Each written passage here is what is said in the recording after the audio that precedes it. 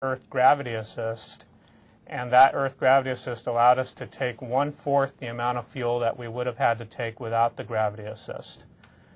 On the inbound legs of those trajectories, we captured interstellar dust, and then in January 2004, we passed by the comet and captured the comet dust, as well as some comet images. On the way to the comet, on the second loop, we flew past an asteroid called Anne Frank, and what you see on the images now on your screens is a picture that was captured during that flyby. In addition to the science that will be gathered from these types of images, it allowed the team here on Earth and the spacecraft to go through a rehearsal of all the activity that was going to occur during the comet encounter itself. So that allowed us a trial run and allowed us to be able to correct any mistakes that we thought we would have during the actual run. If we bring up the next animation, it shows the actual comet encounter. The encounter itself flew past the comet at about 13,000 miles per hour and a distance of 150 miles.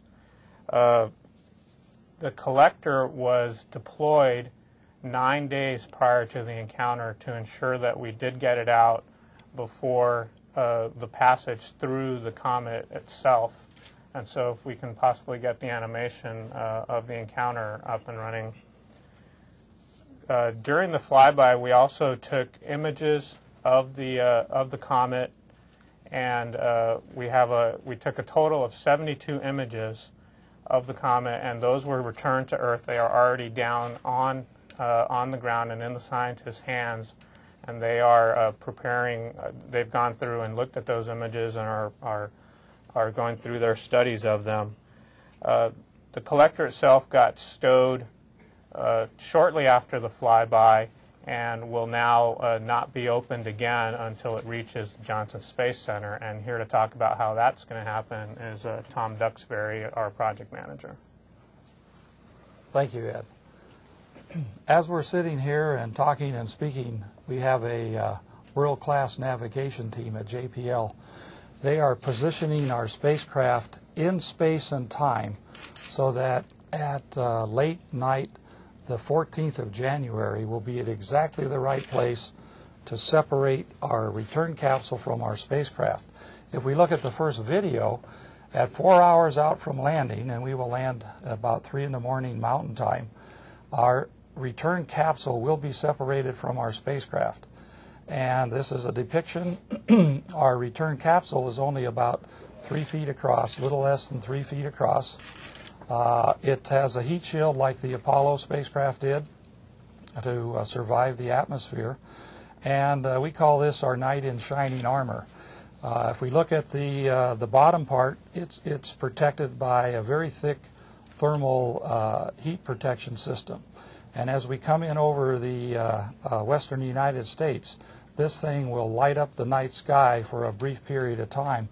But buried inside of this capsule is our collector grid that will contain the samples. If we look at the next video, we can trace the steps of this capsule coming over the western United States. Here it's seen over Nevada. It's ready to hit the upper atmosphere, and at this time, that from like San Francisco up to Portland, maybe even further, people can see this. We are coming in to land in the deserts of Utah, the Utah Test and Training Range. We're coming in faster than anything has ever come into the any man-made spacecrafts ever come in before. We're going to come in under parachute control. Our drogue chute opens first, followed by our main chute, and this will take us down to a very soft landing on the desert floor of Utah. Now this is where then the team, the recovery team, led by Mike McGee from Lockheed Martin, will take over.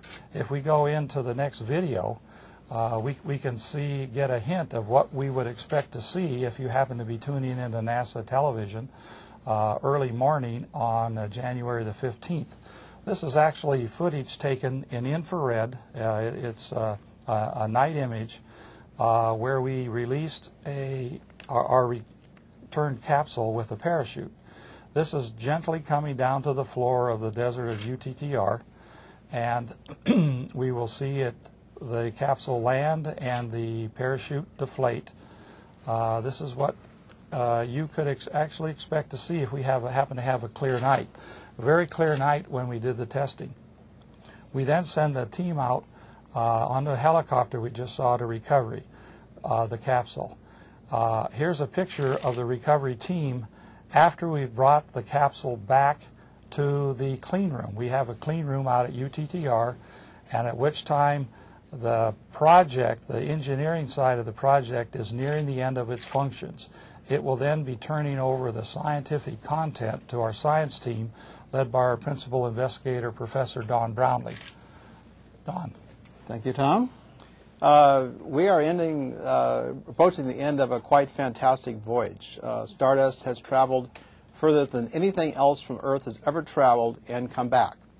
The Stardust mission traveled halfway to Jupiter to encounter a comet, grab a piece of it, and bring it back to the Earth.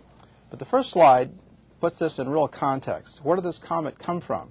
This comet formed at the very edge of the solar system. This is a view of our solar system 4.5 billion years ago at the time it was forming. You can see the center where the sun forms. You can see Jupiter in there. And way at the very edge where the little yellow arrow is, that's where this comet came from. It formed out by Pluto at the very edge of this disk that formed the planetary system. That's where our comet formed from. It spent all of its lifetime out there until recently came into the inner part of the solar system where we could sample it.